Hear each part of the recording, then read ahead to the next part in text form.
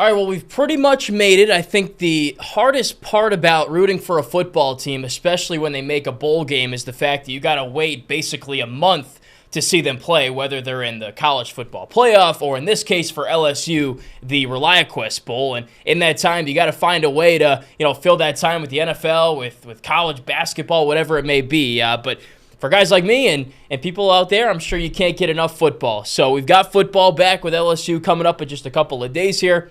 Hope everybody out there had a Merry Christmas and is having happy holidays. So, the ReliaQuest Bowl, we've talked a lot about it on this channel, on this show. Be sure to like it, subscribe. Number 13 LSU against Wisconsin on New Year's Day. It's going to be an 11 a.m. kickoff locally on ESPN2 in Raymond James Stadium, where the Saints are actually playing the Tampa Bay Buccaneers, I think the day before, and that game's going to have some massive playoff implications. Right now in this game, LSU is a 10-point favorite according to Vegas, but Wisconsin, a couple quick facts here, Wisconsin's won 8 of their last 9 bowl games. So when it comes to postseason play, the Badgers have been pretty consistent. But look, this is a Wisconsin Badgers team right here that did not match the offseason hype. Especially for me. I thought this team was going to be a lot better than they actually ended up being. So when the ReliaQuest Bowl was announced who LSU would be playing, I was hoping for someone like Notre Dame, somebody else that was maybe a ranked team or one of the more upper echelon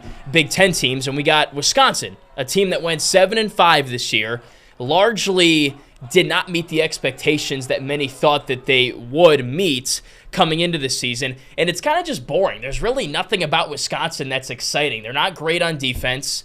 They're pretty good on defense, but they're not like elite on defense. Their offense is lacking in identity, as I'll get into in a few minutes. Just not a very good, not a very exciting team. But at the same time, it gives LSU an opportunity to get back-to-back 10-win seasons. That hasn't been done since 2018 and 2019 when they won the national title. And before that, you got to go back to 2012 and 2013 when, amidst a 4-straight season stretch there, LSU won 10 games in a season from 2010 to 2013, 4 straight years there. So the nice thing about LSU, though, is that most of the players on the team are playing in this game. Like, in the world that we live in now where there's opt-outs, there's transfers, that's not really the case with LSU. A lot of the seniors, a lot of the super seniors, and other guys on the team are playing. Jaden Daniels is the only guy that's opted out, rightly so. I mean, he's going to be a first-round pick, so he doesn't really have much left to prove. But guys like Malik Neighbors and some of the defensive stars of this team, Mekhi Wingo's coming back from injury just to play in this game. So we can't let that go underappreciated, the fact that LSU's got so many of its leaders playing in this game and not sitting out what some call a meaningless bowl game. So a lot of interesting storylines with this game. Garrett Nussmeier, the quarterback, getting his first career start because Jaden Daniels, of course, as I just said, is opting out. Joe Sloan and Cortez Hankton taking over as the co-offensive coordinators because Mike Denbrock took the same job as OC at Notre Dame a few days ago. We've talked a lot about it on the show. Check out those segments if you've missed them on our playlist. Joe Sloan, Cortez Hankton. So Sloan's a quarterback's coach for this team in his second year. Hankton's the wide receivers coach, but also has been the passing game coordinator. I've talked a lot about kind of what those two are stepping into and maybe why Hankton should be the full-time offensive coordinator pretty soon here when Brian Kelly makes a decision. So, look, in this game, it's a really good opportunity for Nussmeier and those coaches I just alluded to because Wisconsin's got a pretty good defense. They're top 20 in the country in scoring defense, allowing just 19 points per game. And for totals, number 31 in the country, allowing just about 330 yards per game. So definitely not a slouch on defense. And it gives Garrett Nussmeier and these play callers a pretty, stingy test. I mean, they're pretty good against the run, 44th in the country, 26th against the pass, so even better. So this isn't just going to be a walk-in, put up 40 points, whatever, like we've kind of seen all season long. This is actually going to be a legitimate test against a team in Wisconsin that has a rich history of playing good defense. And most of the starters on this Badger defense are playing as well. Some of them, coming back for next year. Younger guys getting more reps. Not really many opt-outs or guys going pro. In fact, only 2 guys on this Wisconsin defense made the all Big Ten teams. One of them is a second or third teamer, depending on what list you look at. And then one of them is an honorable mention. So it's kind of weird. I mean, they got a really good defense, but only 2 guys were top 3, top 4 at their position in the conference. So what that tells me is they play good team defense. It's not really, having stars at each level. So they got a couple guys for sure, but as a unit, it seems like they, all just work cohesively and together. So that's not really the side of this football team that let Wisconsin down this year. I'll get into that side that did in a second. One other fun storyline, Malik Neighbors will play in this game. He needs 22 reception yards to break Josh Reed's career record of 3,001 yards, which he set back in 2001. So if Neighbors gets 22 receiving yards, which he gets pretty much in one catch, he's got that record, and that would be awesome. That's kind of the sole reason he seems to be playing in this game. So good for him, and hopefully he can get that record, knock on wood, with Garrett Nussmeier. So, look, Nussmeier is going to have all the weapons, the starting running back, all the wide receivers, and then the passing game coordinator and his quarterback's coach, who he's worked so closely with all season. So let's talk about defense, though. LSU's defense against Wisconsin's offense. That is the side of the ball that really hindered the Badgers this year. Look at my notepad here. I had Wisconsin going 12-0, which is ridiculous. I don't know why I did that with a first-year head coach, new staff, Luke Fickell coming in. They didn't do that. Not even close. They finished 7-5, lost to teams like Indiana, Northwestern, Iowa. That's not a bad loss. They just lost a lot of games they should not have lost this year. It's because of this offense. They wanted to run an air raid system this season, and they did not do that. It just seems like they're lacking an identity.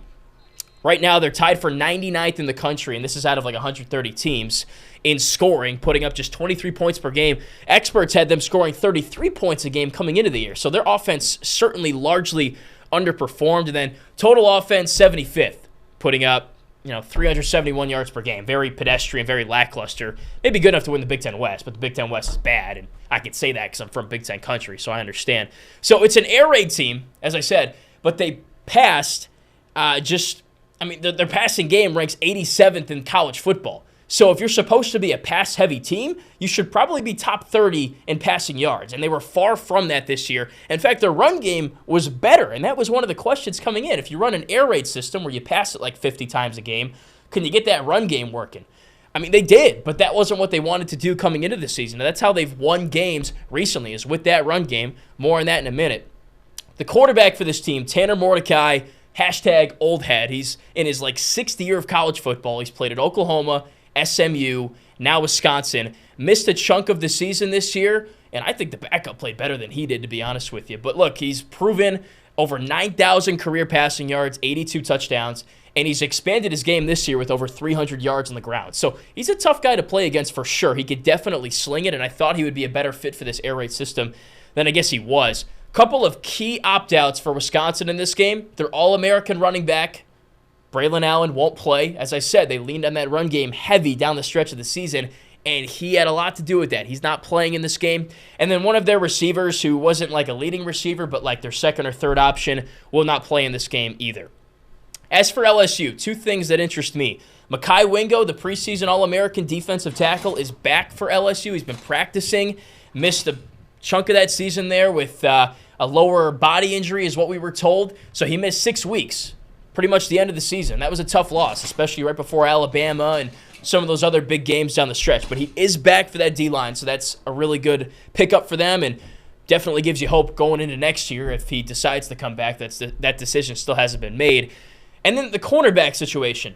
No Zy Alexander. He's the transfer from Southeastern Louisiana. Played a lot of games this year for the Tigers. Hasn't played a little bit recently, though, because of injury. So, an opportunity for the young potpourri of those cornerbacks. Ashton Stamp, Sage Ryan, who's back from the transfer portal. He took his name out. Jalen Toviano, Jeremiah Hughes. Those are just a lot of names. None of them are stars. Can one of these guys separate themselves from the pack going into next year? This is an opportunity.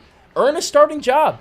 Get people to know your name coming into next season. It starts right here in bowl season in this ReliaQuest Bowl. Can one of those 4 names just mix into a pot, emerge from that pack, evaporate, and be the name that people are talking about in the offseason? I'm curious about that. So as for my prediction for this game, again, LSU's a 10-point favorite. Wisconsin has won 8 of their last 9 bowl games, so they've been good in the postseason, although, it's different teams every year and whatnot. I think LSU wins this game, and I think they cover. I had pause because, no OC, Denbrock's gone. Jaden Daniels, the Heisman Trophy winner, he's out as well. But other than that, you've got pretty much everybody back. Logan Diggs, the running back, the fully healthy offensive line that was top 4 in the country, Malik Neighbors, Brian Thomas Jr., everybody's playing, and Garrett Nussmeier's got a plethora of options to throw to, make him feel comfortable. So I think he's going to be fine. And as for Wisconsin, I just don't know where the points are going to come from because, as I said, they're lacking an identity on offense. They wanted to be a passing team. They have not passed it well. They've run the ball better, and they're losing their starting running back because he declared to the NFL draft. So that's a big loss. I don't think they can replace that loss. You don't just get All-American running backs that grow on trees and in the snap of a finger, he's there.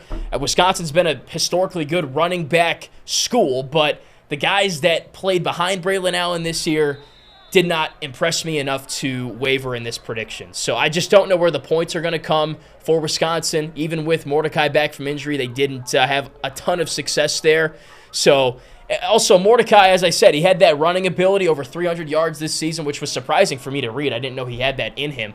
But he's not the type of running talent that Jalen Milroe is from Alabama, the guy that torched the Tigers in that 42-28 win. He's not going to do that. So I don't see the running game flourishing from that respect either. So, as I said, Garrett Nussmeier has the full toolbox to work with.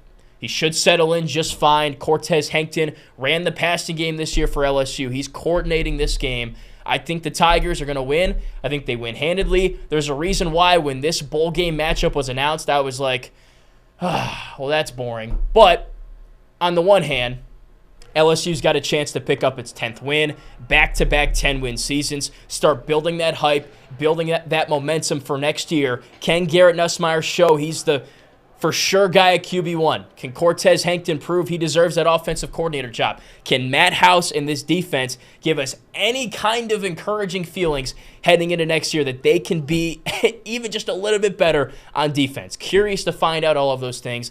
ReliaQuest Bowl going down on January 1st. It's an 11 a.m. kickoff on ESPN2. Let me know what you think about this game in the comment section below. Be sure to like and subscribe. Thank you for watching.